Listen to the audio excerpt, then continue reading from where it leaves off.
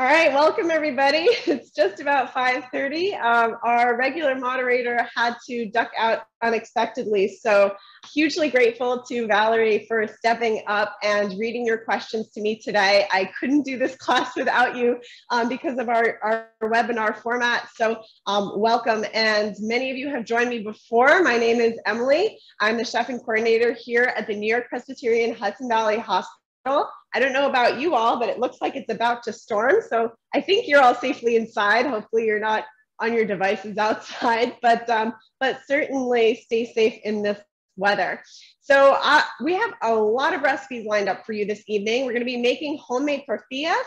We're going to be roasting some tempeh, which I've got my oven nice and hot at 400 degrees. We're going to be making a veggie slaw and some crema to go on top, avocado crema to go on top of that, and a hibiscus drink as well. I want to make sure, I think my audio is good. If it's not good, let us know in the chat box. I think my image and video is clear. Perfect. So we're going to go ahead and jump right in. So we're making corn tortillas first. So corn is primarily composed of carbohydrates. It also contains some fiber and a small amount of protein. The kind of corn that we're using today to make the tortillas is called masa harina. Masa harina. So this is basically a flour, and tortillas are one of the most commonly consumed foods in Mexico and Central America. They could be either made of wheat or corn. We're doing the corn version today, but the corn really holds a special place in Central American cuisine because that was being made in Central America thousands of years before the wheat tortillas. Corn, which is known as maíz in Spanish, has been a staple of Central American diet since 4,300 BC, so a really, really long time ago. And wheat was not introduced until the Spanish arrived in Mexico in 1519, so that's a little bit of a later version. The Maya are an indigenous group native to Central America, told a beautiful creation story that the first humans were actually made from corn. So you can see what a foundational food this is for this culture. There are over 42 different varieties of corn. 42 different types of corn, which is further divided to 3,000 and maybe some more that we're not aware of varieties. Here in the United States, I think we probably use 3 or 4. There's really not that many that we use. And there's a lot of variety still in Central America, fortunately. So corn comes in many colors, the most common of which is white and yellow and blue. To make corn dough for tortillas, corn kernels are taken off the cob, they're soaked overnight, and then they're mixed with lime. This mixture is called nixtamal. We're not going to be doing this today, we're going to be doing the shortcut version. So soaking the corn kernels in lime water is important because it enhances the flavor. It unlocks the protein and the carbohydrates in the corn, and it actually makes it easier to digest. Indigenous people discovered this process because limestone actually occurs naturally in many parts of Central America. So soaking the corn helps to loosen up the outer skin so it can be peeled off the kernels as well. All right, and then to make the tortillas themselves, after the corn kernels have been soaked, they're ground. Traditionally, this grinding is done by crushing those kernels against a stone plate, a wide kind of stone plate. That's called a metate, and it's crushed with a stone cylinder called mano. So that's the traditional way of making tortillas. Water is added to ground them to create a dough called masa. Masa means dough. And then to create the tortilla, a person takes a handful of the masa dough, creates a little round disc, and cooks it on a hot, flat surface. Traditionally, tortillas are cooked on a terracotta surface, a griddle called a comal, and you flip the tortillas after cooking them on both sides. It only takes about a minute or two. It's very, very fast at that point, after you've done all that other work. And then in Central America, usually women are in charge of making the tortillas. Central Americans eat corn tortillas or tamales or any corn-based food with almost every meal. So they use them to make tacos, to make enchiladas. Tortillas are also used instead of a fork to kind of scoop up food. So it's very handy. All right, so that's my little bit on corn. If you have any questions or comments, please put them in our chat box And I'll just check in with you, Valerie, if you'd like to unmute yourself and just let me know, has anything come in yet? No, not yet. Okay, perfect. So you can go ahead and mute yourself again. And thank you so much again for being our last minute moderator. So we're gonna start with the corn tortillas, and then we're gonna make our Chipotle tempeh. We're gonna make a veggie slaw, the crema, and then the hibiscus watermelon drink as well. So as I mentioned, this is the corn tortilla that we're using today, this masa. And you wanna start by getting your water really hot. So I've got some water in a kettle here. I'm just gonna set it on the back and bring that to a boil. The recipe calls for 2 cups, but I'm gonna do 1 cup, so I'm doing a smaller quantity. 1 cup will make 3 or 4 tortillas. I also have a gadget here, a tortilla press. You can buy these at some Latin grocery stores. They have them. They're just really, really heavy. If you don't have one of these, I think I included this in your recipe. You can use, yes, if you don't have a press, you can press each ball between 2 pieces of parchment paper or plastic wrap and a heavy pot or a pie plate. So you can get your cast iron skillet and just press down. But I'm going to show you how to use the press in case you want to. I've got my parchment paper ready here, and we're just going to get started. I have made the dough ahead of time, so you can see this is really nice, flexible, kind of a little bit tacky. It feels a lot like Play-Doh. If you've ever played with Play-Doh before, this is almost identical. So you're going to go ahead, and while the water is heating up, because this is done in several stages. First, you mix the flour with the water and a little bit of salt. Then you let it rest for 20 minutes. This has been rested for 20 minutes. So then you take your ball, go ahead and roll it. You can, try to get them into even amounts. You don't need that much, about a 1/4 cup per ball. These might actually be a little bit big, but we'll see. Okay, let's see if I can do this into maybe 4 pieces. And you can make these thicker or thinner, kind of depending on how you like them. I like them a little bit thick. This one might be too big, but let's see how it goes. All right, so you've got your dough ready to go. The water's boiling for the other one. And then simply take your press, open it up. You're gonna lay your dough right in the middle. You can use your palm to kind of flatten it, right? And then another one goes on top. Oh, I hear that water's just about to boil, so I'm gonna turn that off. So another one goes on top, then goes the top layer, and then squish. That's the fun part.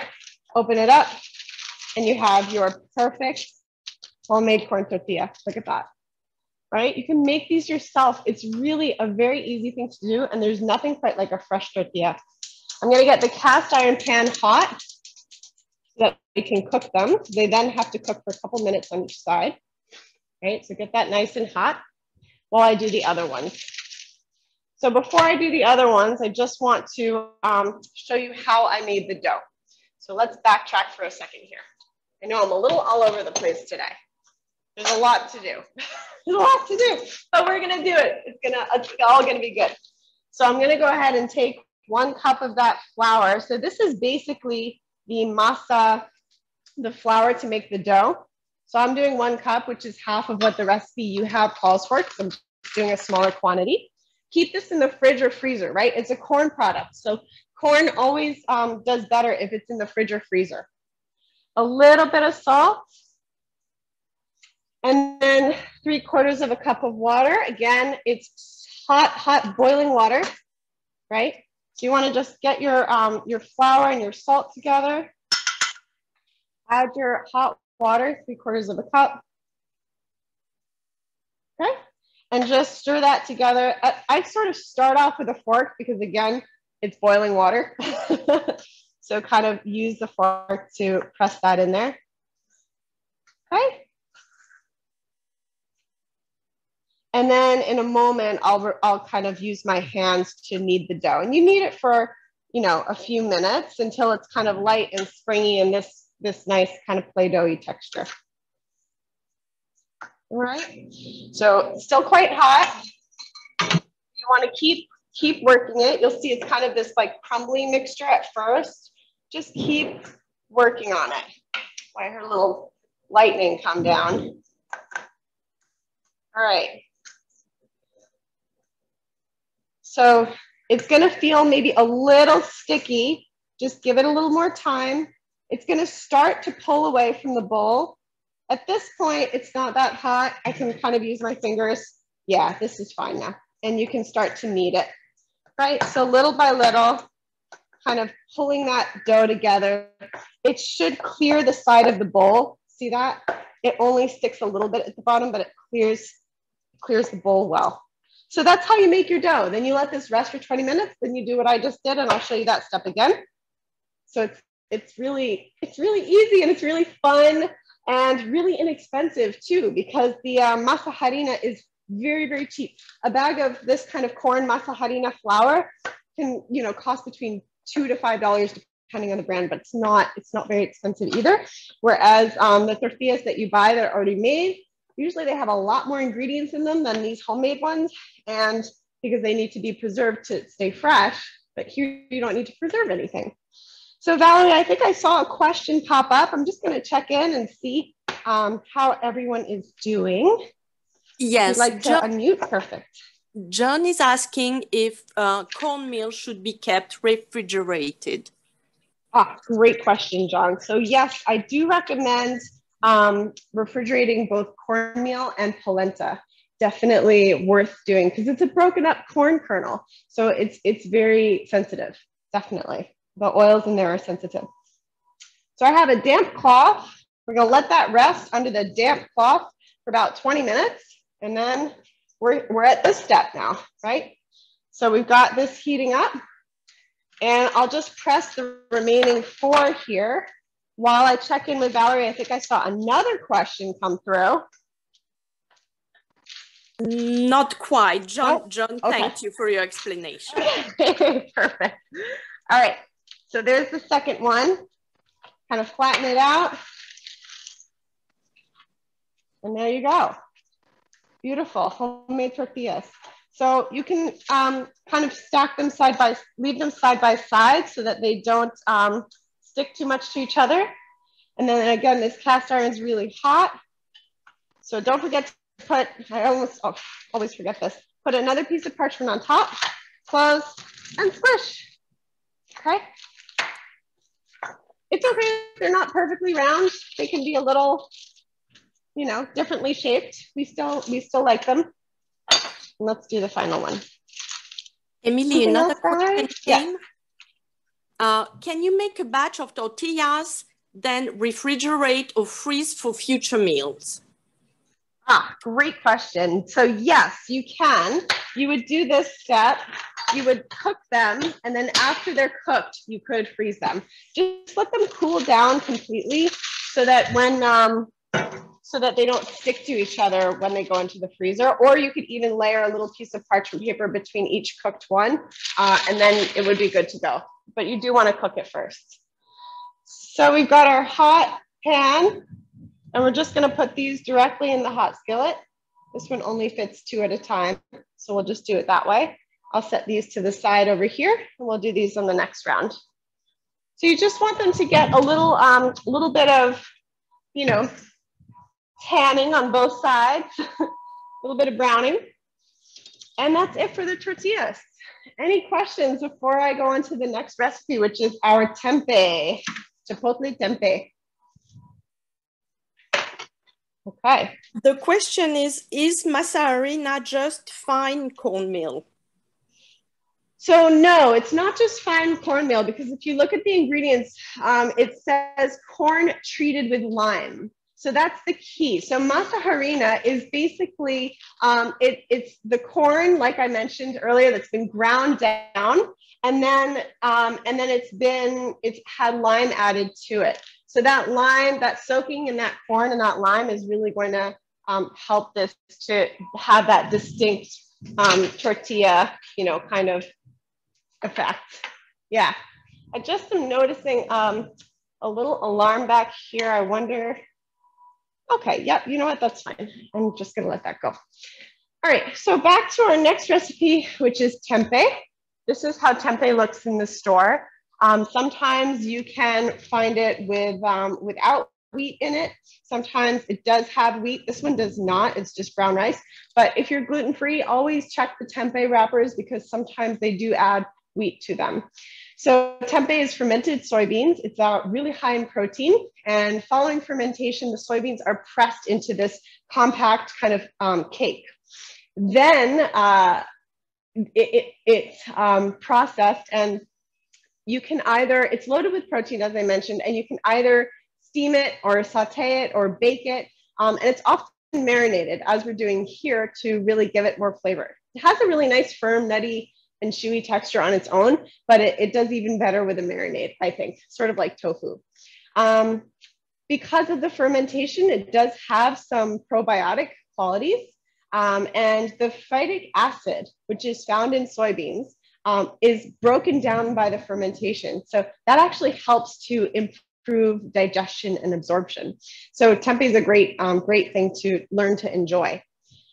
So today we're learning to enjoy it by blending chipotle. So these are chilies and chipotles in a can. And I never use the whole can. So usually what I do with the rest of it is I get a little Ziploc bag and I dump it in. Oh, smell those corn tortillas. Gotta flip them. Getting a little browning on both sides.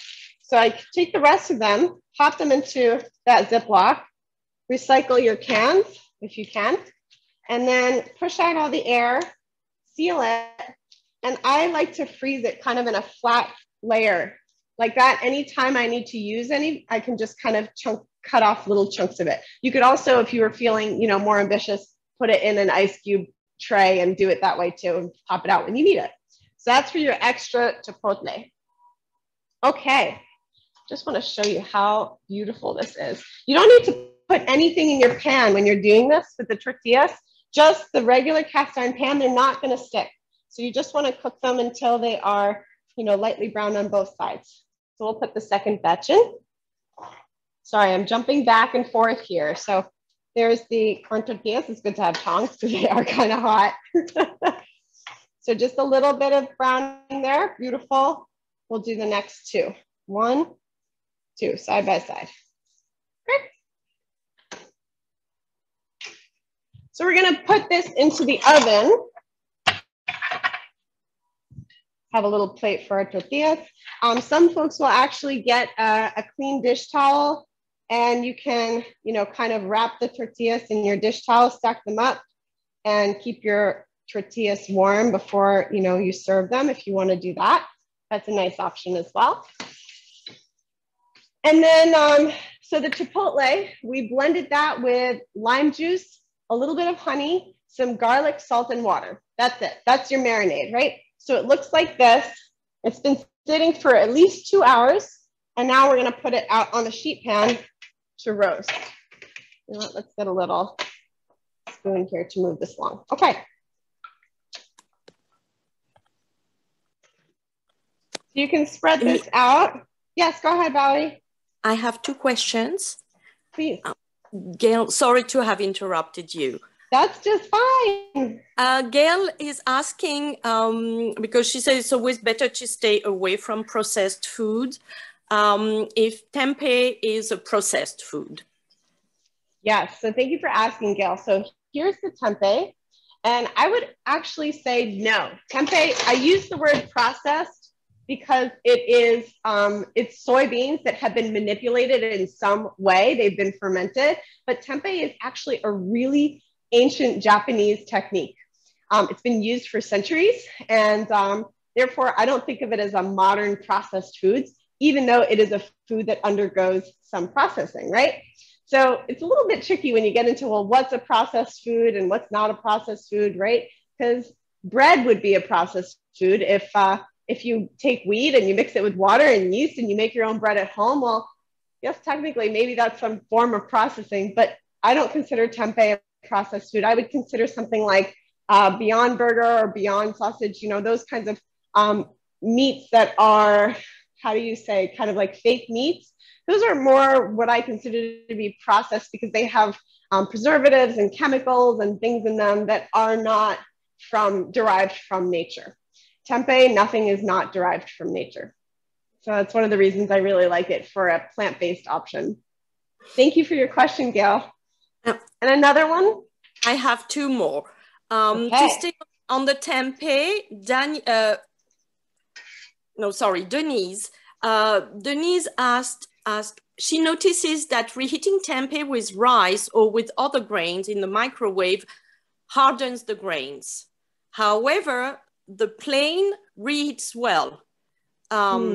She prefers the former kind with more nutrients. So do you have any advice on how to avoid that hardening and maybe sprinkling a little water on it? Yeah, that's a great question. I don't microwave a lot of things, but I think, Valerie, to your point, sprinkling a little water is a good idea. Often what I will do if I am to microwave something is I take a paper towel, I wet it, I make it, completely damp. I put it over the food, on the plate, over the food, and I microwave it with the food. So it kind of like steams it a little bit. I try to use paper towels that don't have any bleach in them, that are, brown regular paper towels, so they don't have anything in them that would, seep into the food. But that's an option for you, maybe, Denise. Was there something else? Yes. Patricia would like to know if you can skip the Chipotle if you don't like hot foods. So Patricia, yes, you can. It is going to add a distinct kind of smokiness to your dish. So I don't like spicy foods either. I'm not a big spice person at all. But if you wanted to skip it, you could. It's just that you would have a different kind of, it would be a very different marinade. It would be olive oil. It would be lime juice, honey, garlic, salt, and water. I mean, I guess you could. Maybe what you could do, Patricia, is add a tablespoon of smoked paprika to give it that really smoky taste without the heat. That could work. Maybe try that one out. Yeah. Anything else? Yes. Marilyn is asking, what is adobo sauce? Is it hot? Oh, yes. So Marilyn, here is, again, it's chili chipotle in adobo sauce. So it basically, what's in this? So if you look at the side, it's chipotle peppers, which are distinctly smoky and have a little bit of heat, but on the scale, they're not very hot.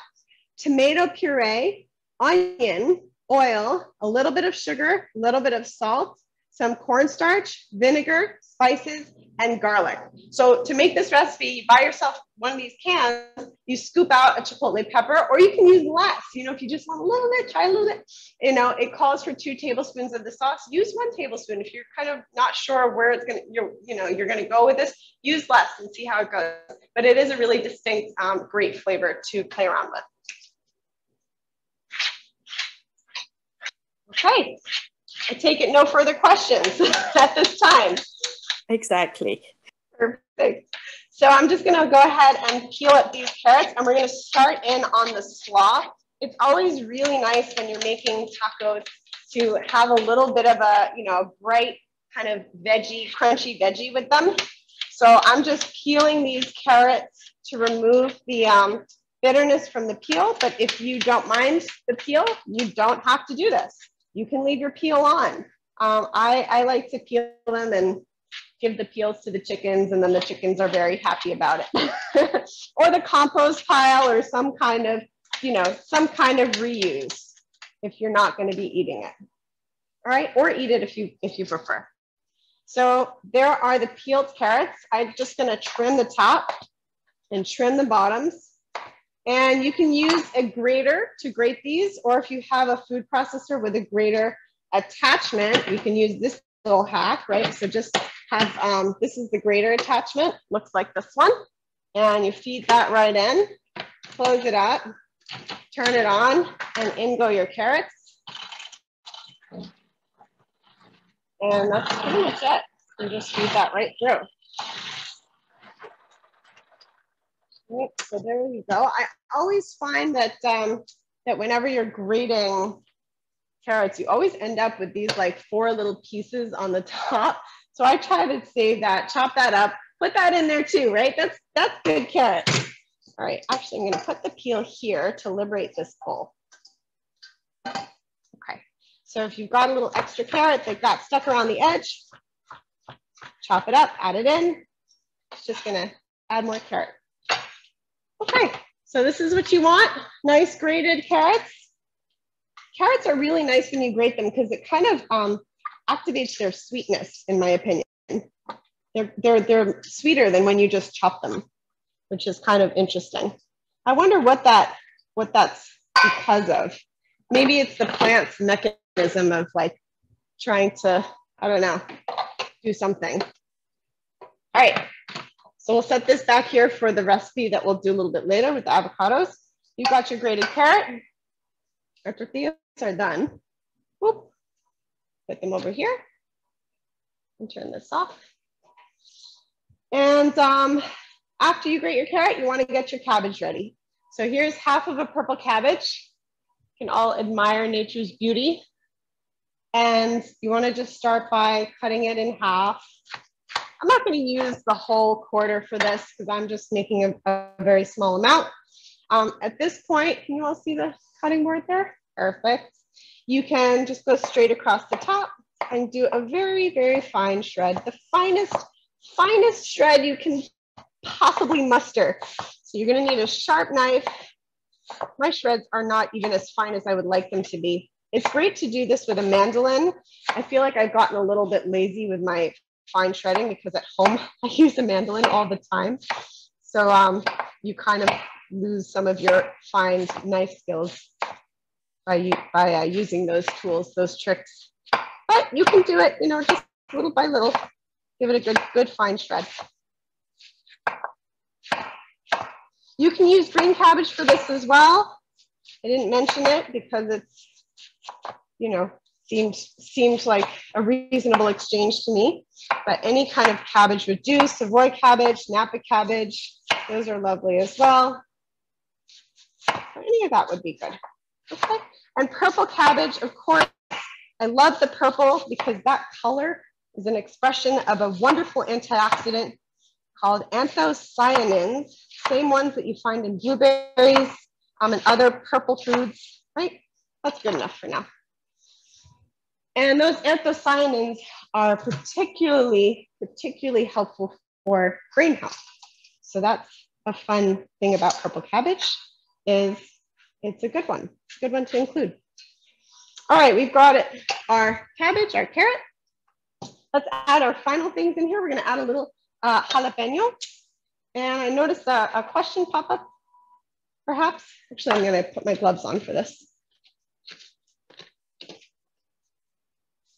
Did I see anything, Valerie? You may have to unmute yourself if there was a question. Oh, sorry. Okay. That's okay. You're doing great for being very new at this. The question, I'm all mixed up. The question is, can you shred it in the food processor? You can. It's just hard to feed it through this little tube. I think there might be a way to actually pull this whole thing out. Yeah, it doesn't work for me, but there might be some food processors that you can, you know, pull this out and then it keeps shredding, but not mine. So you can definitely shred it in the food processor. That's even easier. Yeah. All right. So I just have the jalapeno here that I'm working with. Again, if you don't like spicy, you can leave it out. I'm just going to trim out the seeds. Okay. And go ahead and pull these seeds out. Pull out any ribs that are in there. So you have a nice, clean jalapeno. You can lay it on a flat side and cut it even smaller into thin strips first. Really get to practice your knife skills with this salad. It's a good one. So super, super thin strips. And same thing with your jalapeno. If you're not going to use it all, you can, you know, throw it into your freezer. Just take the seeds out first. And then you can kind of use little bits and pieces of it as needed. So now I'm going across those long strips to get these tiny, tiny little dice as small as you can get it, right? Just don't go too close to look at it, right? Because if you do that and you accidentally, you know, hit the jalapeno in the wrong way and the juice kind of pops up, you just want to remain with some distance so that you don't end up with jalapeno juice in your eye, because as much as we all adore you, we don't want to see you at the hospital because of a pepper juice in your eye. Okay, so there's your little mince on that. Pop that in for a little spice and heat. And then we're going to add some honey. So about a tablespoon or two of honey, some olive oil, some apple cider vinegar. You could also use lime juice if you prefer. A little bit of salt here. And you're just going to work that all in together. So this is very, very simple. Just keep working it down, because it's gonna take a moment to kind of get all of the flavors to melt. And you're gonna want this to sit for at least 10 minutes or so before you enjoy it, because it needs time, especially with cabbage, which can really be so kind of rough, like kale. You just want to be careful that you break it down a little bit with the vinegar and the salt. That's going to help you out a lot. All right.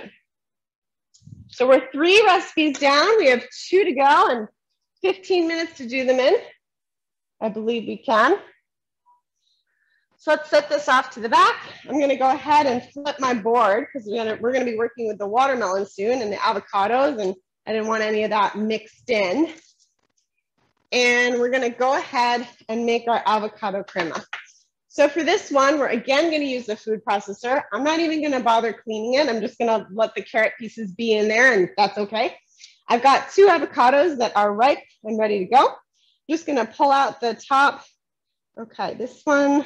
So I don't know if you can see this, but this avocado might be a little bit past. This is a good learning opportunity. You may see how it's a little gray and a little fuzzy, right? So that actually indicates to me that there might be a little bit of mold in this avocado. So I'm going to show you how to navigate that. But it's a good test. If you're in the store and you think, oh my God, I got a perfect avocado. It's soft, it's brown, it's got all the right colors, and you pull that out and you see a little bit of mold. So that might tell you, maybe try to find another one. But I did shop from home, so I did not get the benefit of getting to try that out. So let's go ahead and cut through what I call the belly button. Cut right through that.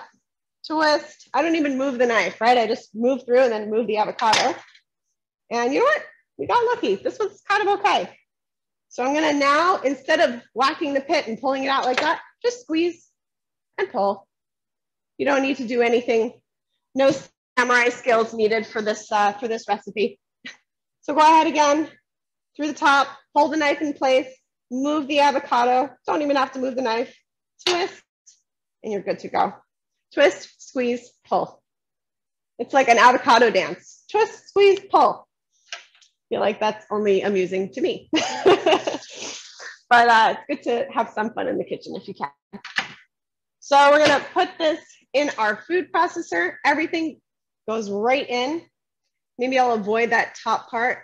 See, there was a little bit of browning on the very top of this one. Okay, but the rest is okay. We got lucky. I do feel like with avocados, it's kind of like you got to get lucky. You can freeze avocados. Often, you might buy a bag of 4 or 5 and they're all ripe at once. So a few tips for your avocados. First, if you buy them from the store and they are hard, completely green and hard, which is often how avocados are, put them in a brown paper bag. If you have a banana friend to put in there with them, that will actually help. The banana releases a gas as it ripens. That's particularly helpful for ripening other fruits and vegetables. So you put the bag, brown paper bag, you put the avocado in there with a banana friend if you have one. And then you just let that hang out until they're nice and soft. You can also stagger your ripeness. So let's say you go home with 3 or 4 avocados and you want to stagger the ripeness. They're all about the same when they start, but you could take 1, put it in the bag with the banana to ripen the fastest.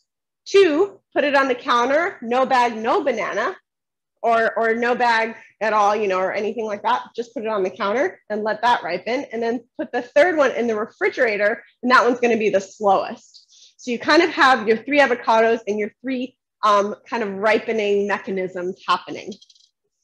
Questions, Valerie? I'm going to check on our tempeh. No questions, but your avocado dance was very appreciated. So I think you're really making cooking really fun. So this tempeh looks good. I'm going to go ahead and flip each one so that there's a little more browning happening on both sides. I just went ahead and I dumped all the marinade on there with them. I probably should have like fished them out of the marinade more expertly before roasting them, but we are just going to go with it today. So I'm just turning each one. It'll go back in for a little bit so they have an opportunity to brown a bit on both sides. All the marinade is kind of like scorching on the bottom of this parchment paper. But you know what? It's going to add a smoky flavor as if we didn't have enough already.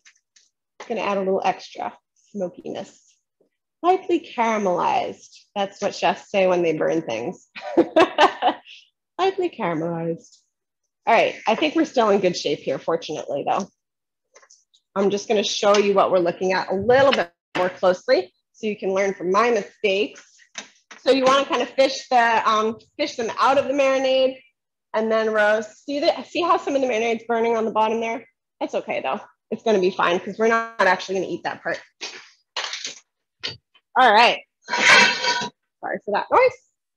So back to our crema. We've got our avocados in there. We're going to add some yogurt, about a cup of yogurt, some cilantro, about a quarter cup of that, some lime zest. So wash and dry your lime really, really well. Give it a good zesting. Get as much of that as you can. So I kind of go up and down, little quarter turn, up and down, little quarter turn. Try to get a lot of that zest off. And then we're going to add the juice as well. The lime juice is great because it'll help to keep your avocado from browning. Oh, that's what I wanted to say. So if you find yourself with too many ripe avocados all at once, there's a solution for you, which is to freeze them. People don't usually think to freeze avocado, but you absolutely can. It's easy to do. And you can use it, you know, just as you would any regular avocado. You would take your avocado, put it in a Ziploc bag, smush it completely, like really smush it to press out any extra air, because that's going to basically create a vacuum bag. So you smush it, smush it, smush it. And then you let it, you know, like I sort of did with this Chipotle, right? So if this were avocado, you would smush it and then you would flatten it, press out all of the air as much as possible, and then freeze it. And then you've got your avocado ready to go anytime you need avocado, which if you're me is a lot. So let's add our lime juice. All right. And then this recipe also calls for garlic, but I have, does anybody know what these beautiful things are? Some of them are short, some of them are long. I'll give you a hint. They usually have a flower at the end. Yes, I think I saw. Yes, Kristen, you're right. Scapes. Exactly. So we're going to use garlic scapes because they're in season and they're delicious. Give them a little chop to help the food processor out. Sometimes these things just wrap around the blade and it doesn't actually get chopped up. So let's add some garlic scapes. It's going to be great. Pulse that together. Avocado crema is done. You can also add a little bit of salt. Always good to add salt to your crema. You can add some, just adds that special dimension. Salt always does. Right.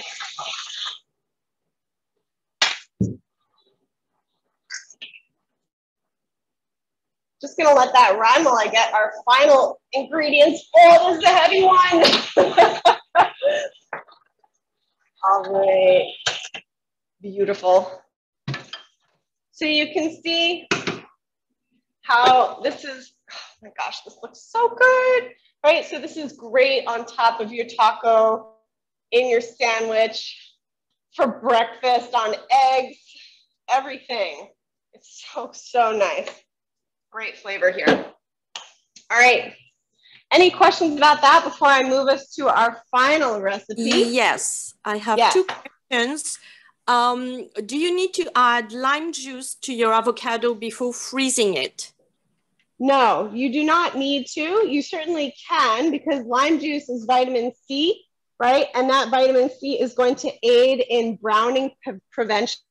It's basically an antioxidant for the avocado. It helps to keep it from browning. But you don't have to. If you're putting it, straight away into the freezer, it's going to retain some of its, retain its green color. Actually, I might actually have some frozen. Let me see if I do, because then I can show you. Here's the crema. Look at that. You can even have that as a dip if you wanted, right? Another question, Valerie? Yes. Millie, I believe, asked if you can, if refrigerating them would not inhibit the maturing process. Yes, but that's exactly the point. So what I was suggesting is if you buy 3 avocados and you want to ripen them at different stages, so you want one to ripen really quickly because you want to eat it tomorrow. You want another one to ripen in 3 days or 4. You want another one to ripen in 5 days or 6. So the one that you want to ripen slowly, inhibiting the ripening process, you put in the refrigerator. The one that you want to ripen at a medium rate, you leave out at room temperature on the counter. And then the one that you want to ripen at an accelerated rate, you put in the brown paper bag, and the super accelerated rate is with a banana. I feel like I need a chart for that. I'm gonna have to work on my graphics. So I just wanna show you all, this is frozen avocado. This is what it looks like, mashed up straight in the freezer, right? So this is you can see it's still very green. Okay. All right, final recipe. I want to show you how to break down a watermelon because it's not summer without a watermelon. We're going to be making agua fresca. So we're going to start by wiping the knife with a dish towel so we don't get our avocado on there, or an apron. That'll work too. And I always like to take off the ends first. 1, 2. Now you have flat surfaces to work on. Gonna be a lot safer. Chickens love melons, by the way. So find your flat surface, and you can use a knife to cut around if you want. This is kind of the quickest way into a watermelon. Emily? Yes, Valerie. I have a question about scapes. Yes. Deborah would like to know where you can find them. Are they near the scallions?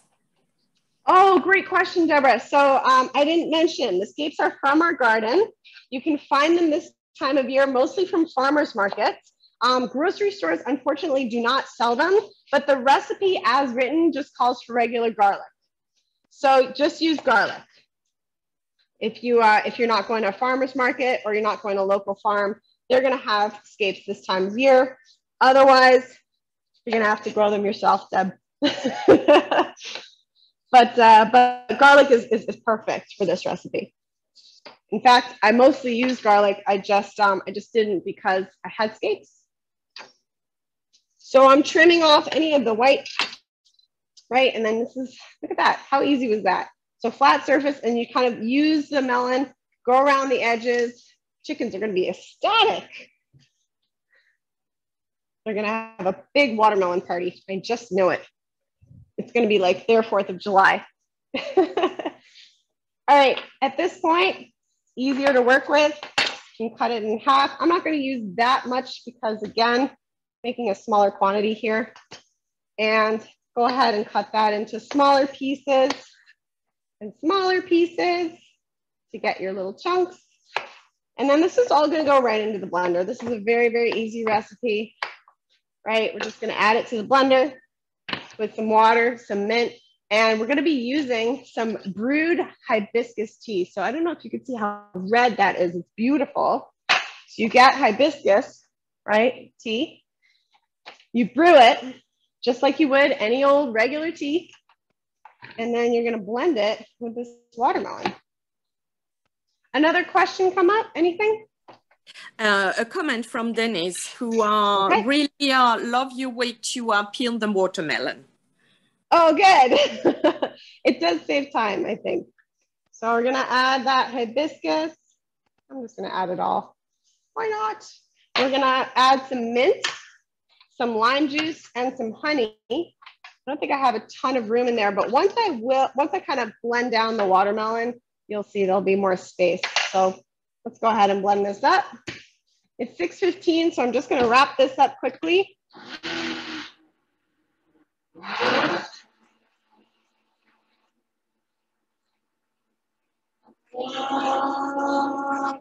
All right, now there's a little more space for our mint. About a cup of fresh mint and lime juice. Now you don't have to use the lime juice if you, you know, hibiscus is already quite sour. If you're not familiar with hibiscus, it's a bit of a sour taste. So, you know, feel free to omit the lime if you don't have it, but I do think watermelon and wine and lime and mint is such a refreshing combination. So it's a nice one to try out. All right, let's give it a final whirl. And while that's going, I'm going to assemble our tacos. There goes the mint. You can see all the little leaves kind of dancing around the edges.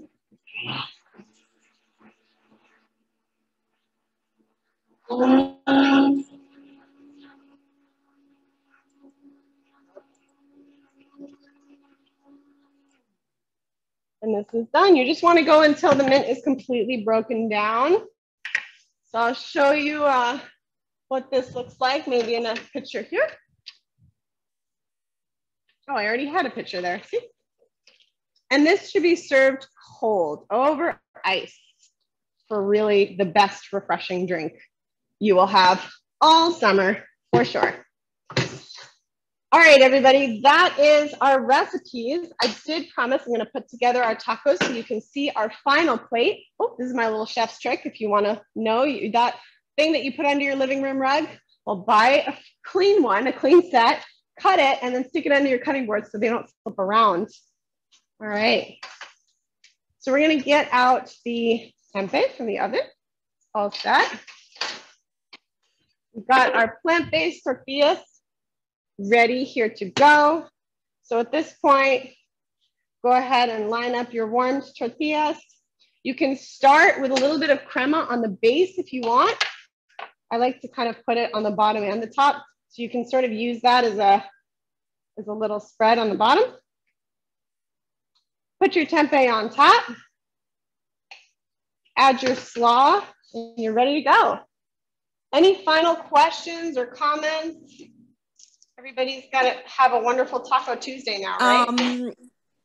Naomi was just wondering if that last recipe was in the packet. I believe it was. It's called agua fresca. And if not, that would be very curious. But I believe that it was.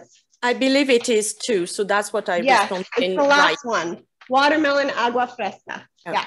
If you don't have the packet, I can also email it at the end of class today. I'll email it to everybody just in case. All right. Oh my gosh, this looks so good. So look at this, homemade tortillas. Not that hard to make, right? You just need the right kind of flour and equipment. Your own avocado crema. Your own little veggie slaw to get some vegetables in there. And look at that, we're using tempeh instead of carnitas or any kind of meat that you would be using. You're gonna feel just as satisfied with this because you've got that smoky, meaty, rich taste from the chipotles. So please give this a recipe a try. Thank you so much, everybody, for joining. Any final questions or comments, Valerie? No, everyone loved the class. And, okay. And thanking you. Great. Again. Well, I'm just gonna kick back and drink this now. Thank you, everybody. Good luck. Thank you so much, Valerie, again, for jumping in. So grateful to you. Grateful to all of you for watching our class today. It will be posted online so you can review recipes and the video if you need any kind of a refresher. And I'll send you all that website as well. Have a wonderful evening. That's the one. It is evening. Have a wonderful evening, everybody. Take care. Bye.